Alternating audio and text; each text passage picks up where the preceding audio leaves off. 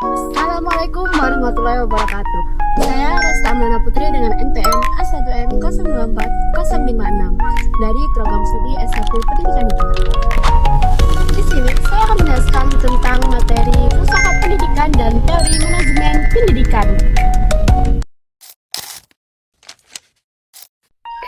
Apa itu filsafat pendidikan?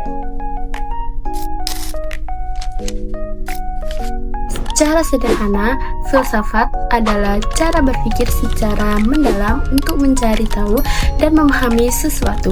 Sedangkan pendidikan adalah proses yang membantu seseorang untuk mendapatkan pengetahuan, keterampilan, sikap, dan nilai-nilai yang baik.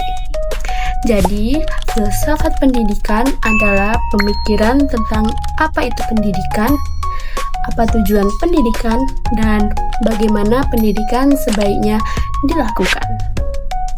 Contohnya, kita bisa bertanya, apa sih tujuan dari belajar? Guru sebaiknya mengajar seperti apa?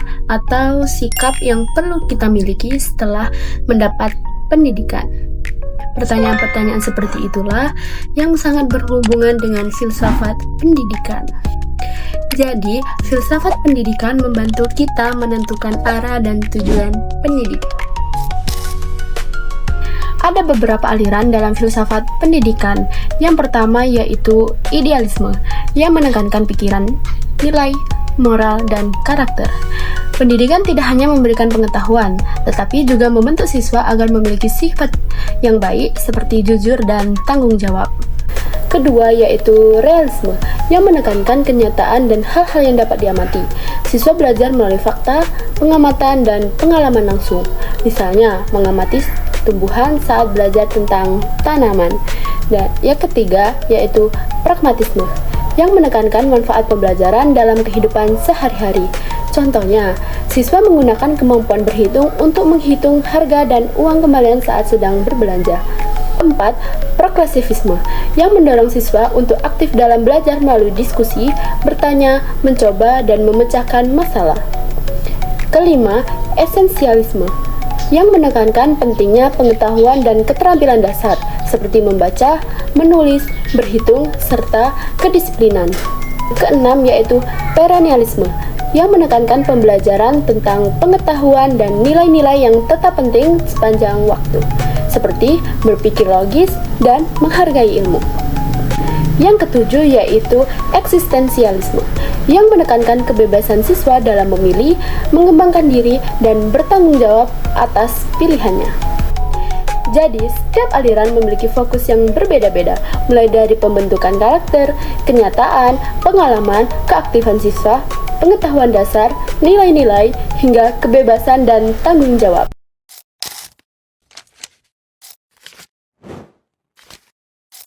Sekarang kita masuk materi yang kedua, yaitu manajemen pendidikan. Apa sih manajemen pendidikan? Sederhananya, manajemen adalah kegiatan mengatur dan mengelola sesuatu agar tujuan yang ingin dicapai dapat terlaksana dengan baik.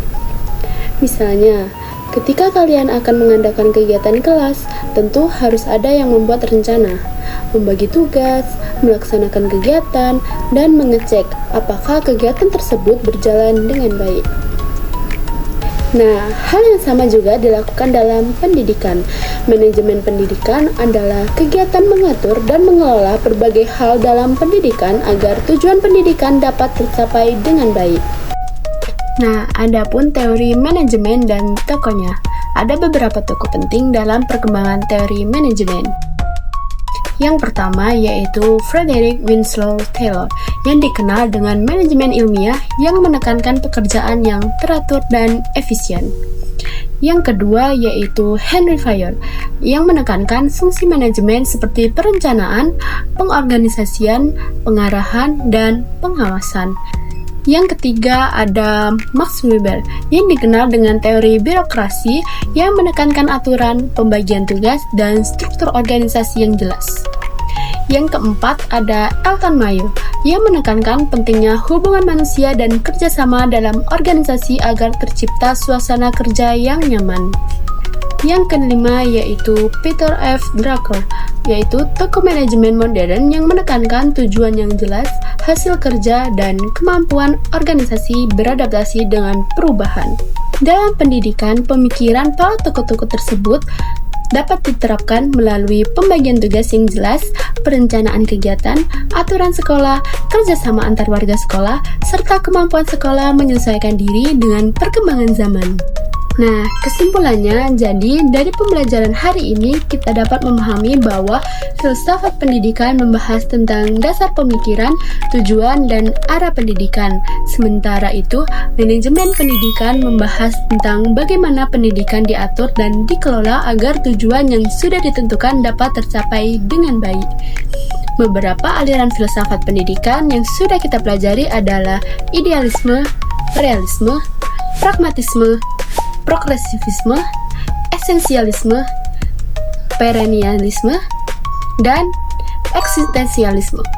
Sedangkan beberapa tokoh dalam teori manajemen adalah Frederick Winslow Taylor, Henry Fayol, Max Weber, Elton Mayer, dan Peter F. Drucker.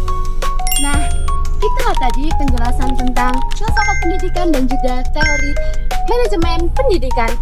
See you di next video. I just had to let you know you're